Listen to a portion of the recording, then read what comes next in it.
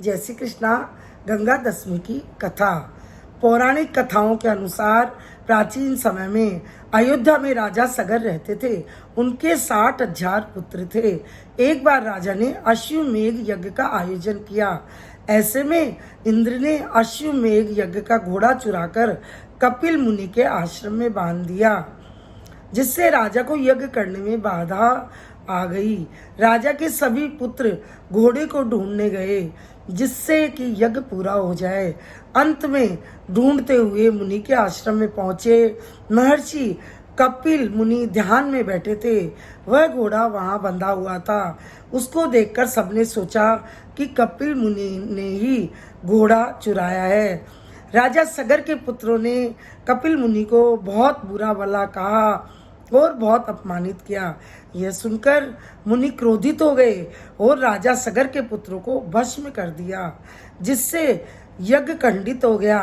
राजा सगर बहुत दुखी हुए और पुत्रों की शांति के लिए गंगा माता को धरती पर लाने का बहुत प्रयास किया। उस समय धरती को ऋषियों ने जल से विहीन कर दिया था।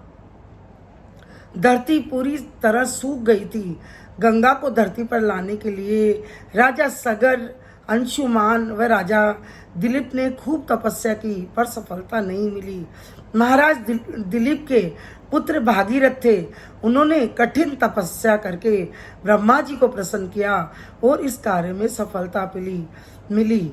माँ गंगा धरती पर अवतरित हुई। माँ गंगा के वेग को रोकने के लिए भगवान शिव जी ने अपनी जटाओं में समेट लिया। माँ गंगा को शिव जी की जटाओं में स्थान मिला। तब एक शिखा से माँ गंगा का धरती पर प्राकट्य हुआ। भागीरथ ने रसातल में जाकर अपने पितरों का उद्धार किया। जब गंगा नदी में राजा सगर के पुत्रों की अस्थियों को डाला, तब सबको मोक्ष प्राप्त हुई। इस कथा को पढ़ने व सुनने कहने से मनुष्य की सब मनोकामना पूर्ण होती है और मोक्ष की प्राप्ति होती है।